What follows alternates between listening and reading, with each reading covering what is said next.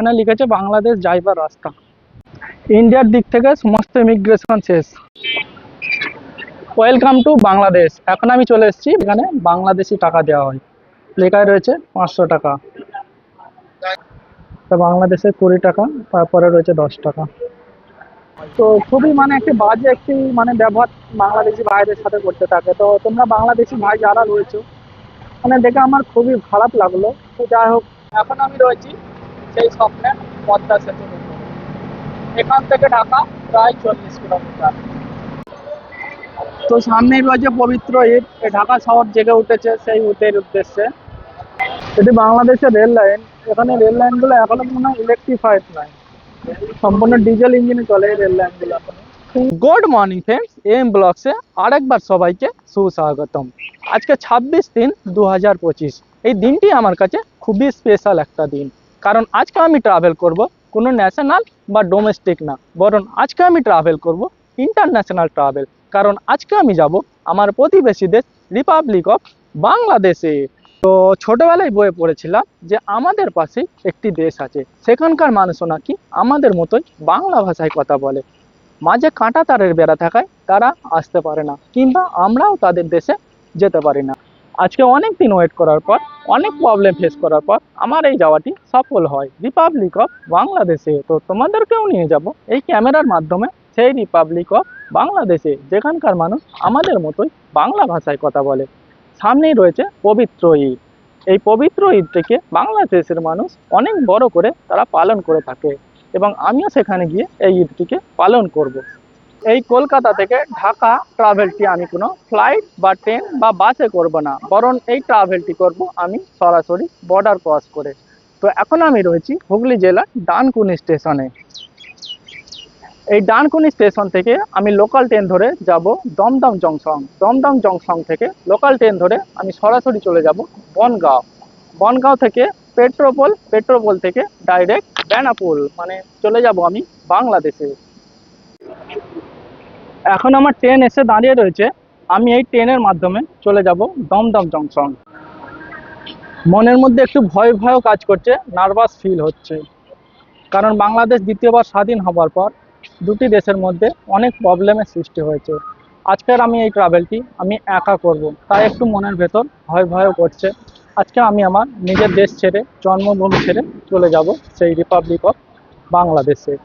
Train ছেড়ে দিল এবং আমি আমার ট্রাভেলটি এখান থেকে শুরু করলাম। মনের মধ্যে একটু কষ্ট হচ্ছে, নার্ভাসও ফিল হচ্ছে, অনেকটা সাহস নিয়ে যেতে হচ্ছে সেই রিপাবলিক অফ বাংলাদেশে। তোমরা সবাই আমার জন্য দোয়া করো, আমি যেন আবার আমার দেশের মাটিতে ভালোভাবে ফিরে আসতে পারি, এবং তোমাদেরও সবার জন্য দোয়া রইল।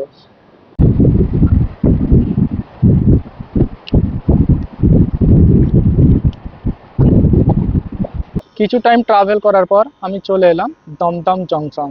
এই দমদম জংশনের কোড হচ্ছে DDJ, এবং এটি 1862-তে ওপেন করা হয় এবং 1963 থেকে 1965-র মধ্যে ইলেকট্রিফাইড করা হয়। এবং এই দমদম স্টেশনে এলে আরেকটি জিনিস মনে পড়ে যায়, দমদম এয়ারপোর্ট, যেখান থেকে নেতাজি সুভাষচন্দ্র বোস ট্রাভেল করেছিলেন।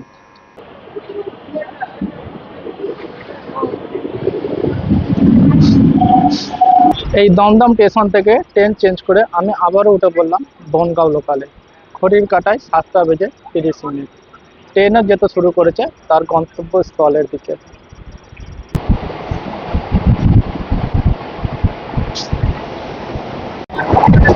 তো চলে এলাম সেই নিউ ব্যারাকপুরে। এই ব্যারাকপুরে এসে একটা কথাই মনে পড়ে, সেই দাদা বৌদির বিরিয়ানি।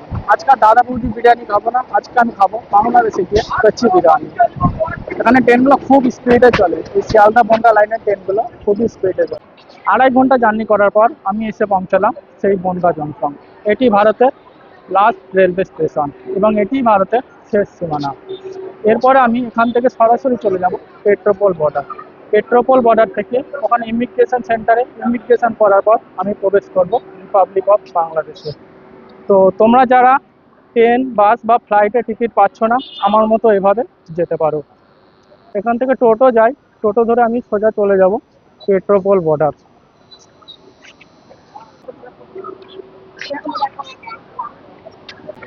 বাংলাদেশের সরকার চেঞ্জ হওয়ার পর দুটি দেশের মধ্যে অনেক প্রবলেমের সৃষ্টি হয়েছে। তো আমি গিয়ে দেখবো সেখানকার মানুষের রিয়াকশন, সেখানকার মানুষের সাথে মিশবো, সেখানকার মানুষের সাথে কথা বলবো, সবকিছু শেয়ার করব এই ভিডিওতে। পেট্রোপল ওয়াটার যায় এখান থেকে কত? হ্যাঁ, 50 টাকা। এই বনগাঁ স্টেশন আসা পর্যন্ত আমার মোট 30 টাকা খরচা হয়েছে এবং আমি খুবই অল্প টাকায় ঢাকা গিয়ে দেখাবো। ঘড়ির কাঁটায় 10টা বেজে 30 এবং আমরা অটো করে রওনা দিলাম সেই পেট্রোপল যাওয়ার উদ্দেশ্যে। সামনেই রয়েছে বড় বড় গাছ।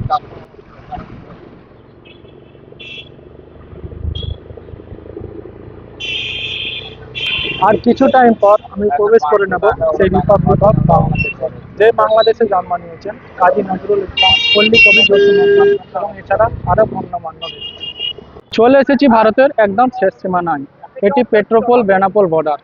এই পেট্রোপল বেনাপোলের মাধ্যমেই এক দেশের মানুষ আর এক দেশে যাতায়াত করে এবং বিভিন্ন পণ্য আদান প্রদান হয় এই পেট্রোপলের মাধ্যমে।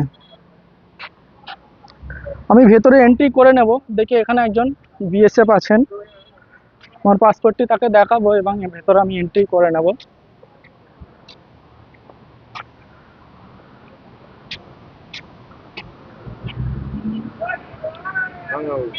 বাংলাদেশ, বাংলাদেশ। বাড়ি হুগলি।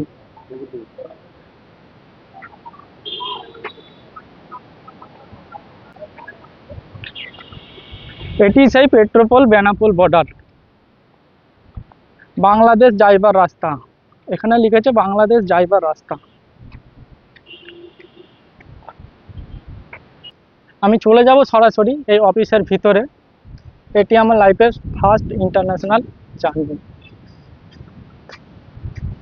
তো দেখি এখানে কি রয়েছে। এখানে লিখছে ওয়াই টু বাংলাদেশ।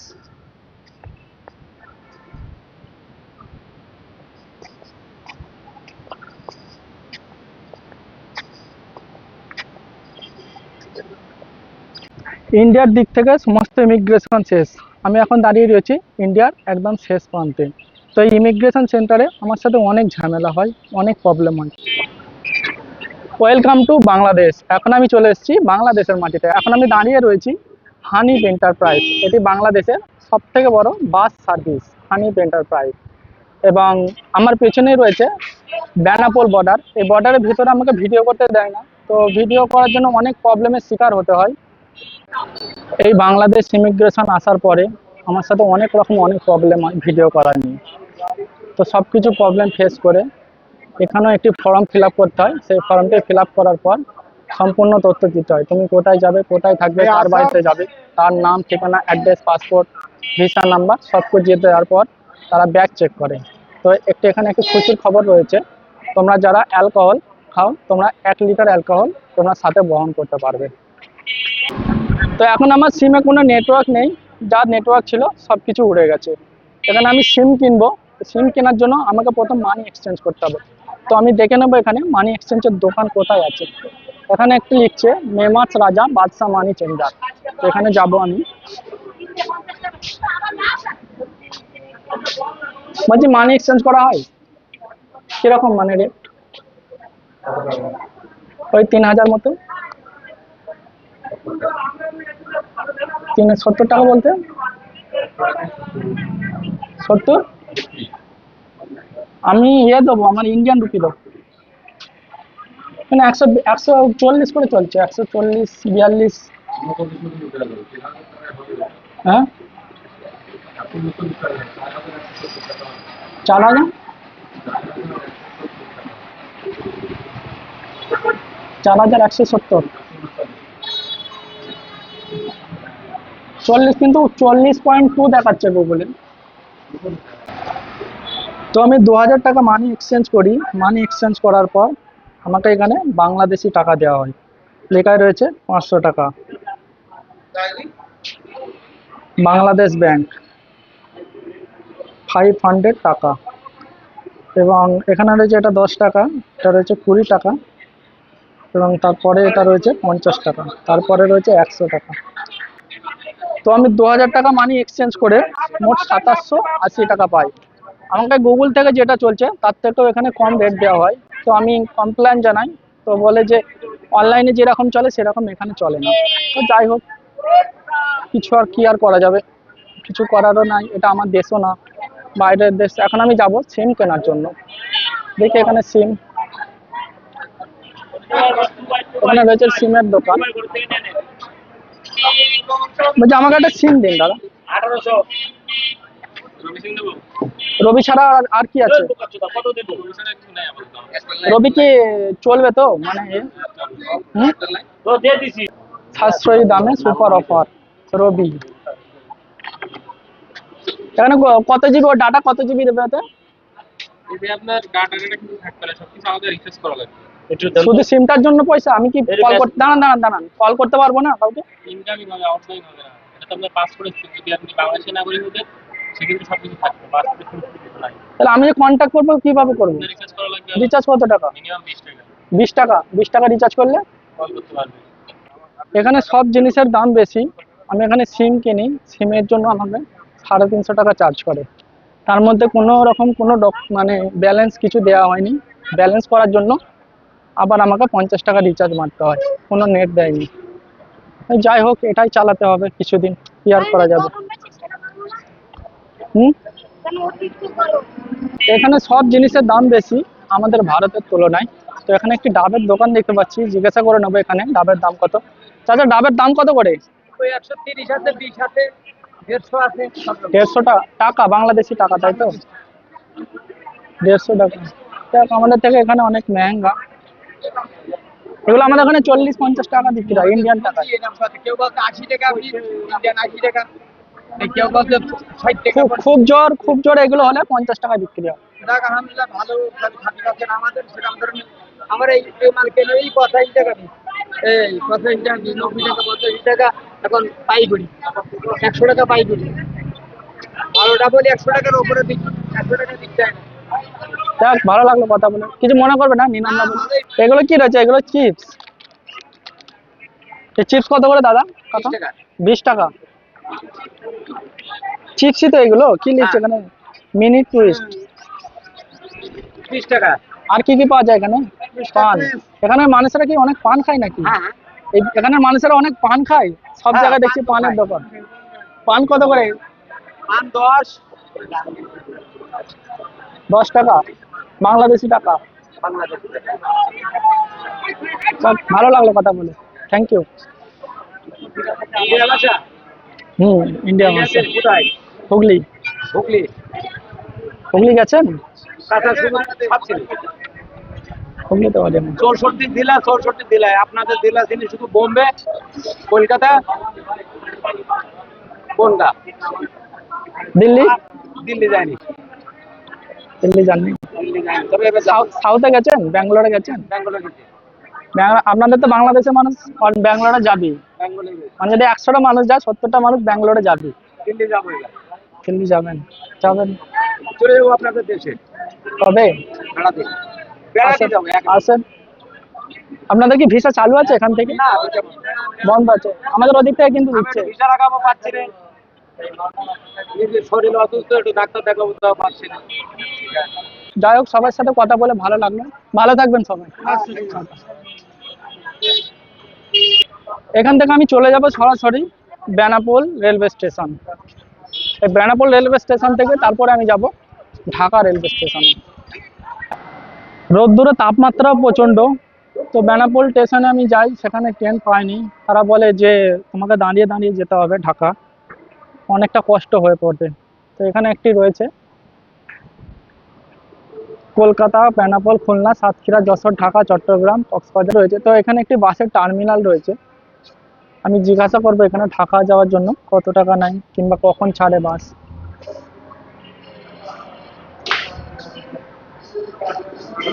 বলছি এখান থেকে ঢাকা বাস যাবে? নন এসি কত আর এ কত? নন এসি 750 আর এসি 1000। কত টাইম লাগে? তো আমি এখান থেকে ঢাকা যাওয়ার জন্য ট্রেন পাইনি, যার কারণে আমাকে আবার বাসের টিকিট কাটতে হয়। তো এখানে আমাকে বাসের টিকিট দিয়েছে, এখানে লিখেছে BPL to Dhaka, Benapole to Dhaka. 750 টাকা নন এসি, তাই তো? এবং এখানে আমাকে ফেরত দিয়েছে, তা বাংলাদেশে 20 টাকা, তারপরে রয়েছে 10 টাকা। আমি এখান থেকে সরাসরি চলে যাব বেনাপোল থেকে ঢাকা। তো এখানে একটা আমি ছোট একটি দোকান, একটি ছোট মুদিখানার দোকান দেখতে পাচ্ছি। তো এখানে একটু দেখি। বলছি চাচা, কলা কত করে? 5 টাকা। আর এটা এটা কি রয়েছে এটা? ফুটো ফুটো কত করে? 45 টাকা। আপনাদের টাকা, তাই তো? বাংলাদেশি টাকা। আর এই জলের বোতল, এই মানে পানি, অ্যাকোয়াফিনা, এটা কিন্তু আমাদের দিকেও চলে, ইন্ডিয়ার দিকেও অত চলে অ্যাকোয়াফিনা। এরকমই কিছু একটা অ্যাকোয়া, এরকমই কিছু একটা কোম্পানি রয়েছে। যাই হোক, এই কলার দামটা ঠিকই আছে আমাদের ওখানের থেকে। এই ওদিকে যে কলাটা আছে সেম কলা, একই দাম নাকি? একই দাম। আর ব্রেড, রুটি, রুটি 10 টাকা। ওদিকে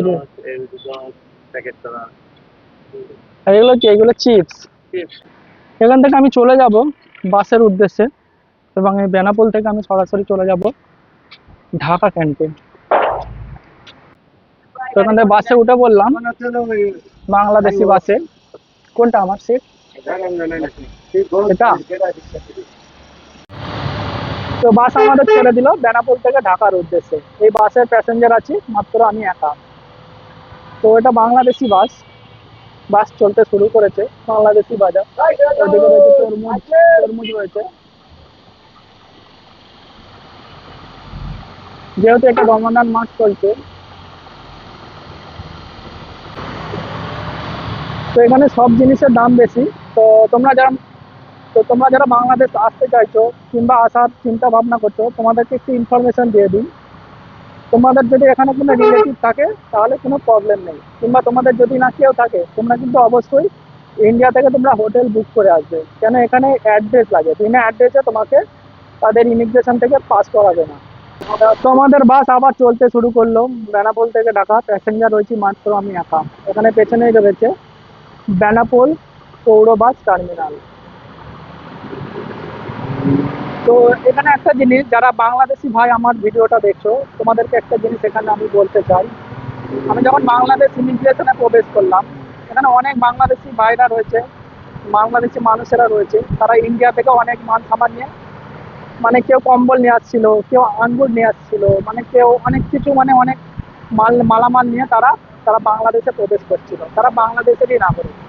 কিন্তু এখানে এসে আমি দেখতে পাই যে যারা যে সমস্ত আনছিল, ইন্ডিয়ার দিক থেকে তাদেরকে কোনো প্রবলেম করা হয়নি। ইন্ডিয়ার দিক থেকে তাদেরকে ছেড়ে দিয়েছিল, এবং বাংলাদেশে আসার পর ইন্ডিয়ার দিক থেকে যে সমস্ত মালামাল ছিল, সমস্ত জিনিস কিন্তু তাদের থেকে নিয়ে নেওয়া হয়। তো খুবই মানে একটি বাজে একটি মানে ব্যবহার বাংলাদেশি ভাইদের সাথে করতে থাকে। তো তোমরা বাংলাদেশি ভাই যারা রয়েছে, মানে দেখে আমার খুবই খারাপ লাগলো। তো যাই হোক, কি আর করবো আমি।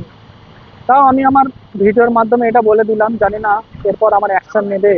আর আমার ইন্ডিয়ার দিক থেকে বাংলাদেশ আসতে কোনো রকম কোনো টাকা লাগেনি, ইন্ডিয়ার দিক থেকে কোনো টাকা লাগেনি। এবং বাংলাদেশের দিক থেকে মানে লাস্ট এন্ট্রি করার সময় তারা কিন্তু একটি বকশিস চায়। তো আমি দিতে অস্বীকার করি। তো আমার সাথে মানে ব্যবহার খারাপ করা হয়। খারাপ করার পর আমার থেকে 200 টাকা চায়, ইন্ডিয়ান রুপিতে 200 টাকা চায়। তো আমি 200 টাকা দিই না। আমি বললাম যে আমি 200 টাকা দিতে পারবো না। তো তার অনেক মানে প্রবলেম করার পর 100 টাকা দিই। 100 টাকা আমার লেগেছে। তো তোমরা যখন আসবে কোনো দালাল ধরবে না, তোমরা নিজে নিজেই ফর্ম ফিল আপ করবে। শুধু জাস্ট ফর্ম ফিল আপ করবে, ব্যাস এতটুকু। আর তোমরা সাথে ডকুমেন্ট ক্যারি করবে। যেমন তোমার বাবার ডকুমেন্ট ক্যারি করবে, 2000 সালের আগে ডকুমেন্ট ক্যারি করবে, তোমার ডকুমেন্ট ক্যারি করবে, তোমার জন্ম সার্টিফিকেট ক্যারি করবে। এখানে আধার কার্ডের কোনো ভ্যালু দেয় না। তোমরা রেশন কার্ড কিংবা ভোটার কার্ড, এই দুটোর প্রচুর ভ্যালু দেয়। তোমরা এই দুটো ক্যারি করবে। বাস চলতে শুরু করেছে নিজের গন্তব্যস্থলের দিকে। এখানে কিন্তু ল্যাম্প পোস্ট, যেগুলো ল্যাম্প পোস্ট মানে ইলেকট্রিক পোস্ট আছে, সেগুলো কিন্তু এখানে গোল। আমাদের দিকে যেরকম চ্যাপটা হয়, এখানে কিন্তু সেগুলো গোল।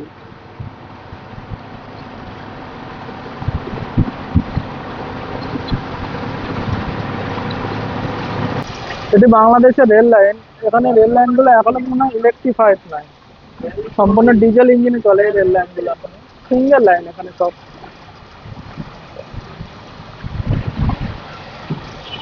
এদিকে সব সিঙ্গেল রাস্তা, রাস্তার মধ্যেও জায়গায় জায়গায় বহু জাম। একদিক দিয়ে গাড়ি যাচ্ছে, একদিক দিয়ে গাড়ি আসছে, একটি রাস্তা। মানে হাইওয়ের কোনো সুবিধা আমি দেখতে পাচ্ছি না, হাইওয়ে নাই। এবং এটা বাংলাদেশের নড়াইল জেলা, এখানে ডেভেলপও খুব একটা নাই, গ্রামীণ পরিবেশ পুরো। যাই হোক, এটাই চাই বাংলাদেশ।